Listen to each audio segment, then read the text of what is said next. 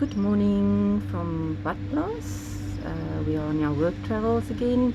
I would like to read my article of May-June 2015 about St. Lucia.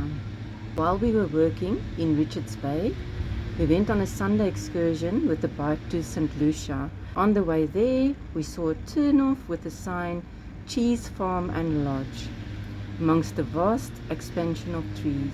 This is a lovely cheese farm with fully licensed restaurant, and children will have a very good time too, with a petting zoo and even milking the goats.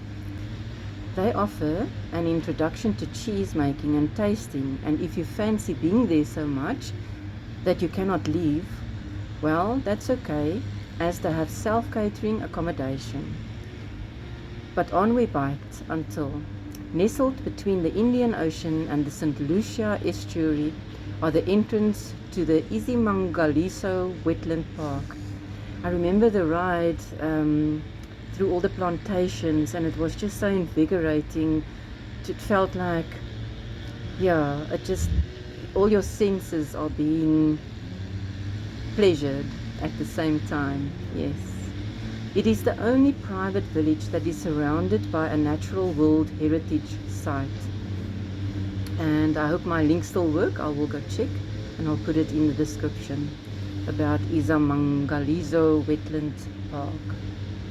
History would have it first named in 1554 by the survivors of the Portuguese ship Saint Benedict. They named it Rio de Arias de Oro, which means River of the Sands of Gold.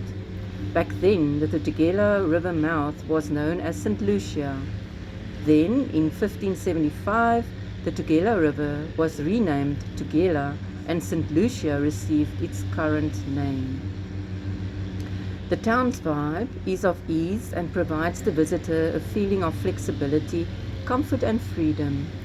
It has 2 well-stocked supermarkets, a dozen restaurants and coffee shops, several fishing tackle shops, and many tour ticket booking offices.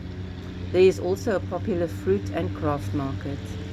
Accommodation facilities abound, as this town can get very busy with tourists. This mostly benefits the Izimangaliso Wetland Park, as qualified tour operators operate under their concession umbrella, so that they receive a large portion of any trip booked. This money is used for the education of the local community as well as the upkeep of the park. That's brilliant. Tourist attractions, I put a link to the tourist attractions, are plentiful and include boat-based whale watching, hippo croc boat cruises, day and night drive safaris, bird watching, walking trails, Zulu cultural tours, midnight turtle tours in season, that's usually from November to in February, kayaking, horse riding and deep sea game fishing. Definitely enough to do. We were only there for the afternoon and went for lunch at the boat club. Divine timing, as we were super blessed to see hippos popping up out of the river. I had a photo there of the hippos, but it being in 2015, I lost that photo, I think. I'll have a look in my gallery, but you couldn't see the hippos anywhere else. Couldn't see the hippos so clearly. So, and then I put super blessed with this short visit. Gratitude.